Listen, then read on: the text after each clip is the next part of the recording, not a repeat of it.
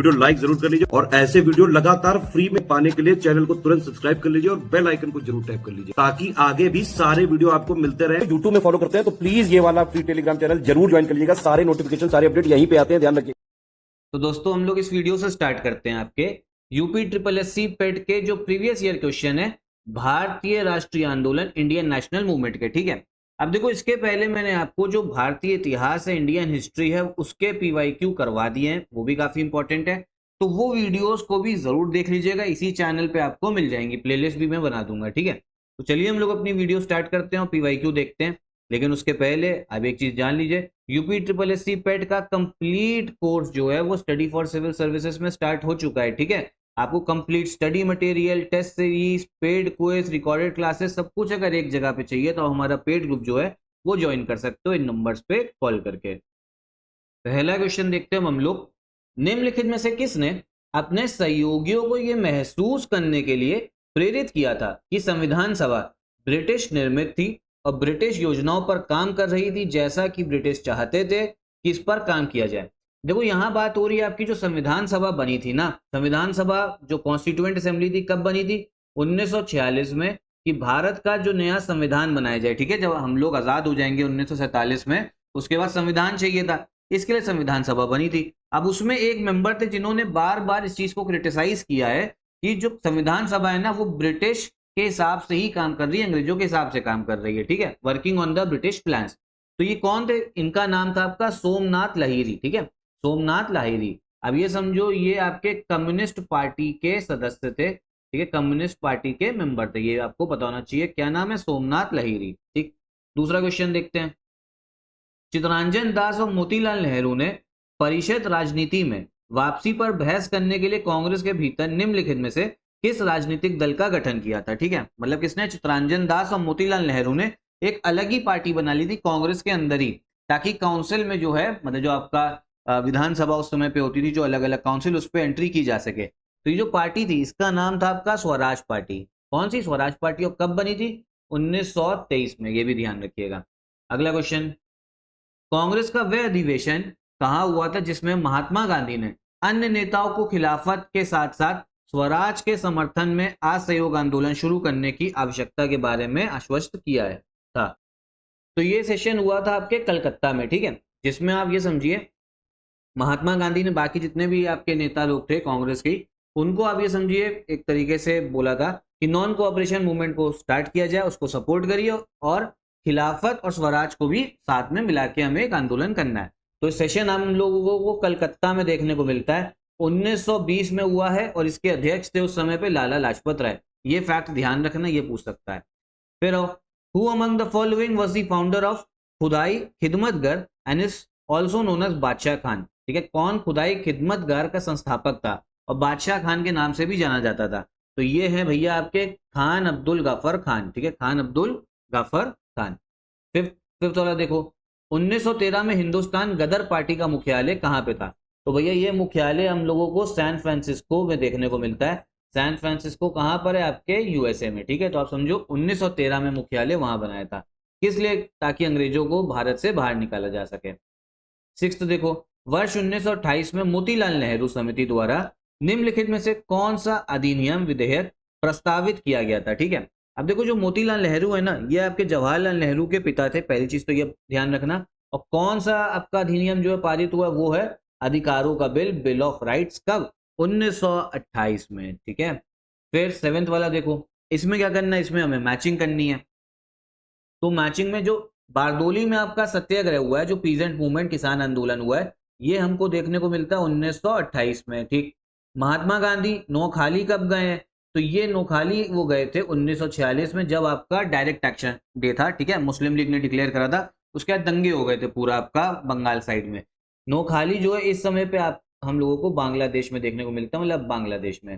फिर Gandhi ji began wearing a loincloth, मतलब आपका लंगोटी पहनना कब शुरू किया था?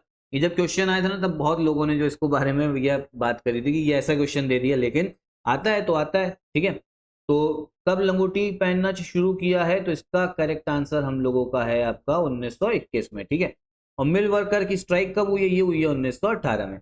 हिंदी में भी देख लो, बारडोली में आपका किसान आंदोलन 1928, नोखाली कब गए? 1946 में। लंगोटी पहनना शुरू 1921 में, और मिल मजदूरों की हड़ताल 1918 में हुई है। करेक्ट आंसर हो जाएगा इसका सी वाला, ठीक है। मतलब देख लो, फर्स्ट का आपका डी था, सेकंड का सी है, ये बता दिए, थर्ड का फर्स्ट है और फोर्थ का बी है, ठीक। अगला क्वेश्चन देखते हैं। वर्ष 1922 में असहयोग आंदोलन को निलंबित करने के बाद गांधी जी को अहमदाबाद में गिरफ्तार कर लिया गया और कितने वर्षों के साधारण कारावास की सजा सुनाई गई। देखो 1922 में असहयोग आंदोलन को वापस ले लिया गया था, क्यों? क्योंकि चौरी चौरा में भैया थोड़ी हिंसा हो गई थी, वहां गांव वालों ने, आप ये समझो, जो पुलिस स्टेशन था उस पर आग लगा दी थी और कुछ पुलिस वालों की डेथ हो गई। इस वजह से गांधी जी ने आंदोलन वापस ले लिया। फिर अहमदाबाद में इनको गिरफ्तार करके रखा गया था, कितने सालों की सजा सुनाई गई थी साधारण कारावास? तो ये है आपका करेक्ट आंसर 6 वर्ष, ठीक है, 6 ईयर्स। फिर आगे आइए, भारत सरकार अधिनियम 1935 भारत के लिए ब्रिटिश संसद द्वारा पारित सबसे लंबा अधिनियम था, ठीक। एक फैक्ट तो आपको यहीं से मिल गया कि सबसे लंबा अधिनियम 1935 का आया। मूल रूप से पारित अधिनियम बहुत लंबा होने के कारण दो अलग अलग अधिनियमों में विभाजित किया गया था, मतलब दो अलग अलग एक्ट में बांट दिया गया था। एक था आपका भारत सरकार अधिनियम 1935 और दूसरा आपका कौन सा? तो दूसरा था भैया हमारा बर्मा सरकार अधिनियम 1935, ठीक है। एक आया गवर्नमेंट ऑफ इंडिया एक्ट 1935 और दूसरे का नाम था Burma act, government of Burma act 1935, ठीक है। बर्मा आपका म्यांमार जो है, ठीक है। फिर आइए, बंगाल के विभाजन ने पूरे भारत में लोगों को क्रोधित कर दिया था और डेल्टा आंध्र में स्वदेशी आंदोलन हुआ। उस टाइम पे आंध्र प्रदेश में इसे किस नाम से जाना गया, जो डेल्टा आंध्र आपका क्षेत्र था? तो उस समय पे आपका आंध्र में इसका नाम था वंदे मातरम आंदोलन, ठीक है। कौन सा? वंदे मातरम आंदोलन। 13 जून 1943 को सुभाष चंद्र बोस निम्नलिखित में से किसके निमंत्रण पर पूर्वी एशिया आए थे? तो इसका करेक्ट आंसर है आपका रास बिहारी बोस, ठीक है, रास बिहारी बोस। फिर देखिए, निम्नलिखित में से किस भारतीय स्वतंत्रता सेनानी ने हिटलर्स फॉर आपका हिटलर्स नहीं sorry hints for self culture नामक पुस्तक लिखी है, ठीक है। हिटलर नहीं है, हिंट्स है, हिंट्स फॉर सेल्फ कल्चर। किसने लिखी है भैया? आपका ये वाली किताब तो ये लिखी है लाला हरदयाल ने, सी वाला जो है करेक्ट आंसर हो जाएगा इसका। 13 देखो, निम्नलिखित में से कौन सा 1892 के सुधारों का विस्तार था? मतलब 1892 के बाद जो सुधार आए वो कौन से अधिनियम में आए? तो वो आए हैं हमारे 1919 का अधिनियम। तो भाई 1892 के बाद सीधा 1919 का ही एक्ट आया, तो उसी में आपका सुधार आएंगे। और इस एक्ट को आप ये समझिए मॉर्ले मिंटो सुधार, मॉर्ले मिंटो रिफॉर्म्स जो है ना, ये भी आपका बोला गया था, ठीक है। तो 13 का आपका सी हो गया। ये वाला देखो 14, 1920 में उत्तर प्रदेश के प्रतापगढ़ जिले में पहला किसान मार्च किसके द्वारा आयोजित किया गया था? तो ये करा था आपके जवाहरलाल नेहरू ने, ठीक है। कहाँ पे? फर्स्ट किसान मार्च, प्रतापगढ़ डिस्ट्रिक्ट, उत्तर प्रदेश। कौन से साल में? 1920। अब इस बार ऐसे पूछ सकता है किस वर्ष किया था जवाहरलाल नेहरू ने? तो 1920 भैया लिखोगे। मोतीलाल तेजावत भारतीय राष्ट्रीय आंदोलन के दौरान एक प्रसिद्ध व्यक्तित्व थे, वह भारत के निम्नलिखित में से किस क्षेत्र से संबंधित थे? ठीक है, मोतीलाल तेजावत। तो ये हैं भैया आपके राजस्थान से, ठीक है। कहां से देखने को मिलते हैं? राजस्थान से। 16 देखो, निम्नलिखित में से किसके नेतृत्व में मंडी षड्यंत्र हुआ? Mandi conspiracy took place under the leadership of which of the following? तो ये मंडी कॉन्स्पिरेसी, आपका जो मंडी जगह है ये हिमाचल प्रदेश में एक जगह है, ठीक है।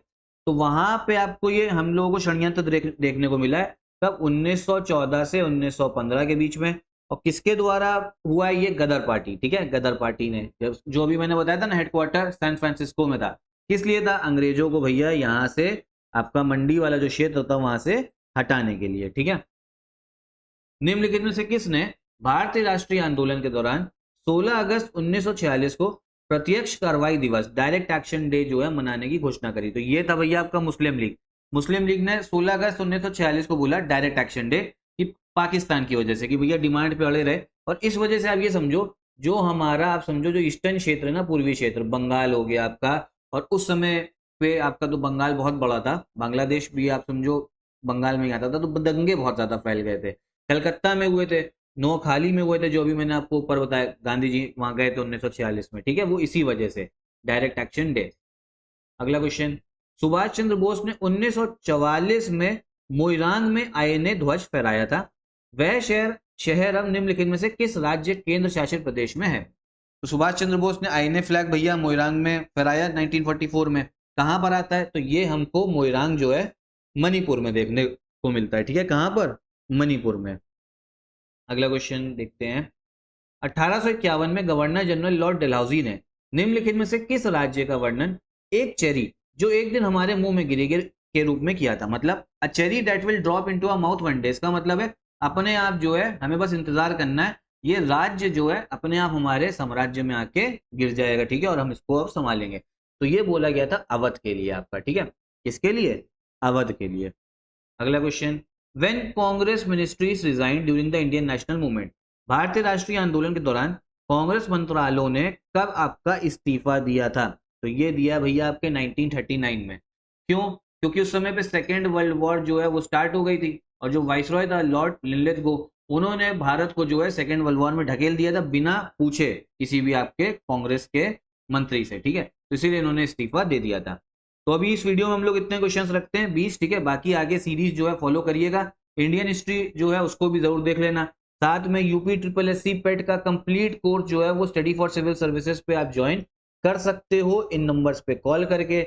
वन स्टॉप डेस्टिनेशन देखो आपके लिए, ठीक है, आपको पेड क्विज भी मिलेगी, टेस्ट सीरीज, यहाँ से डायरेक्टली क्वेश्चन देखने को मिलेगा, उसके बाद में सिलेक्शन मटेरियल नोट्स फॉर्म में दिया जाएगा, और फिर रिकॉर्डेड क्लासेस, मतलब सिलेबस जो है वो आपको 4 बार में अच्छे से रिवाइज कराया जाएगा ताकि सब कुछ याद रहे।